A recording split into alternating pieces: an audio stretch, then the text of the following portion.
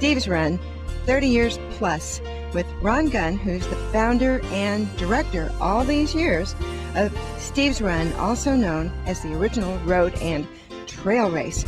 Ron, we want to talk about the Steve's Run course today. We have a lot going on in the course. Can you tell us how you first laid it out? Yeah, I'm really pleased about this course, Jenny, and maybe if I was creative at all or artistic, this might be my best artistic try, because I'm really excited about the course, and obviously through the years we developed a lot of fans. But I tried to put together a course that would feature our outstanding attributes in our community, and came up with the road and trail race. In fact, nobody's disputed this yet, but I say it's the original road and trail race. And it's been going. Actually, we started 35 years ago. We had a 2-year interlude there. And so what the course basically is, it's a combination of road. Then we have a lot of neat trails and cross-country running. And then they come back to a road again and finish in a park. But you know, there's a little bit more to it than just the road and just the trails. Let's talk about the golf course, and the cemetery, and the wildlife refuge. Let's go into some detail on those. Okay. We start downtown Dowagiac, which is a beautiful Victorianly restored community. In fact, it was named one of the top 5 villages in Michigan. And so they start downtown Dowagiac, and they win their way out to a golf course. And that's why the community is so great, because the golf course actually welcomes runners. In the summer, all the golfers stand back. We have a beautiful course across the golf course itself, and they cheer us, so that's really cool. Well, you know, that's one of the fun things, because the 5K runners and the 10K runners both get to run through the golf course, and it's one of the few times where the golfers stop for us, and we wave, and they wave back. So it's in the early part of the race, so we don't interrupt them for all that long. Right. So it's really a cool part of the race.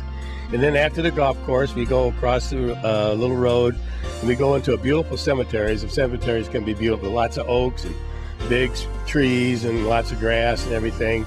They go up their first hill, and they actually pass Steve's grave. Oh, really? Yeah, during the run.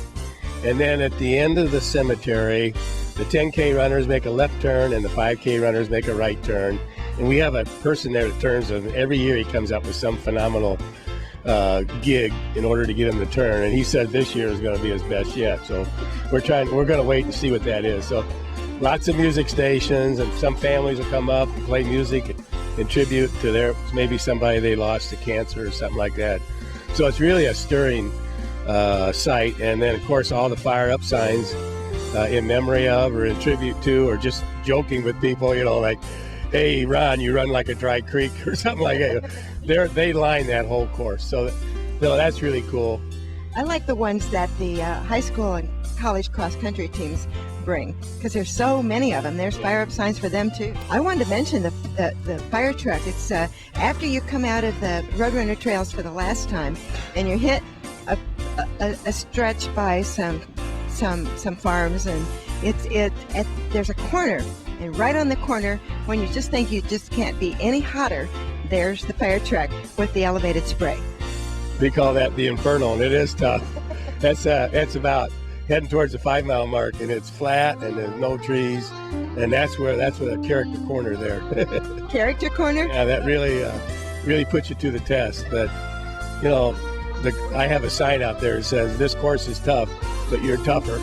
And I think the runners, you know, take that to heart. So. Well, everybody knows that sign is meant for them individually. That's right. They take it very personal at that time. I had a guy one time said, "How you feeling?" He says, "You see this hat here?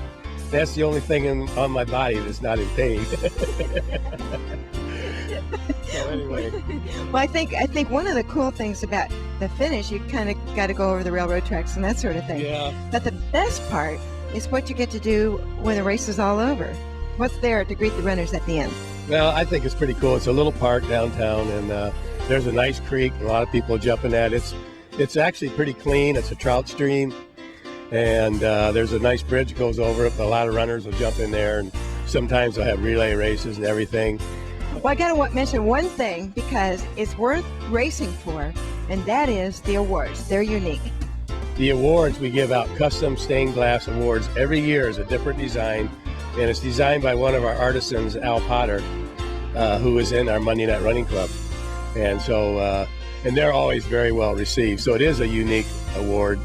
And another nice thing is that we give away sometimes up to 15, 20 awards per division, because our formula is 1 for every 5 finishers in that age group. So I think that's it's a little different than some races. They just give top 3 and that's it. Well, you know, it makes a lot of sense because you have such a great competitive field.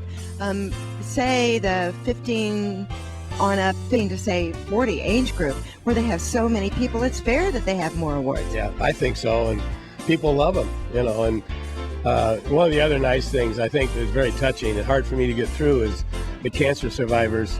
We recognize them before the award ceremony, and they form a semicircle in front, and then they're recognized, and it really is great. It is great. It's touching. It's tough. It's usually hot and humid. The classic Steve's Run. So come on down to Dowagiac. Come on down to Dowagiac, Michigan, and find out just how tough the competition is at Steve's Run.